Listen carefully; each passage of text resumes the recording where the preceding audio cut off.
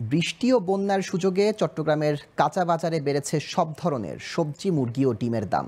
তাই আবারও বাজারে এসব পণ্য কিনতে ক্রেতাদের গুনতে হচ্ছে বাড়তি টাকা। ক্রেতাদের অভিযোগ, ব্যবসায়ীদের অজুহাতের শেষ নেই।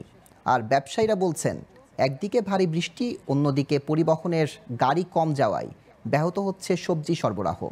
এতে বেড়েছে দাম। চট্টগ্রাম থেকে মোহাম্মদ আলী রাশেদের তথ্য চিত্র ডেস্ক রিপোর্ট। ভারী বৃষ্টি, বন্যা ও ঢাকা-চট্টগ্রাম মহাসড়কে পণ্য পরিবহন কমে যাওয়ায় চট্টগ্রামের কাঁচা বাজারগুলোতে সবজি সহ মুরগি ও ডিমের দাম বেড়েছে। সেই সাথে বিভিন্ন অজুহাতে অন্য সবজির দামও বাড়িয়ে দিয়েছে ব্যবসায়ীরা। দীর্ঘদিন ধরে এমনটাই চলছে চট্টগ্রামের কাঁচা বাজারগুলোতে।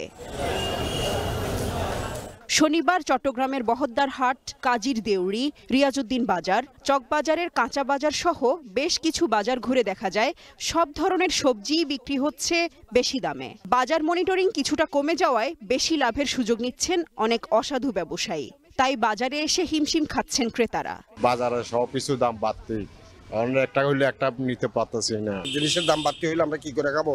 একটু কমতে হলে মনে করেন যেইভাবে রুজি রোজগার সেইভাবে যদি মনে করেন খাওয়া যায়, তারপর মনে করেন বাঁচতে পারবো। ছোটখাটো পরিবারে যাদের পুষ্টির চাহিদা পূরণ করতে পারে না মা বাবারা, কারণ বর্তমান সময়ে শুধু যে কাঁচা বাজারের দাম বাড়ছে তা না, সবকিছুরই দাম বাড়তি। চাল ডাল হলে তো শেষ হয়ে যায় কি, আর কাঁচা বাজার কারণ কি?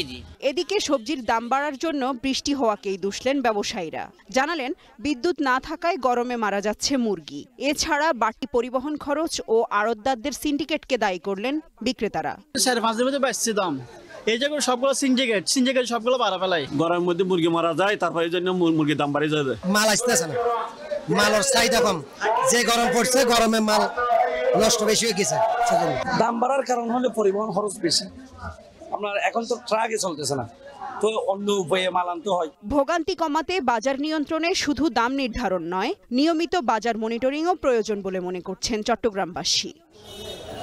Global television news desk.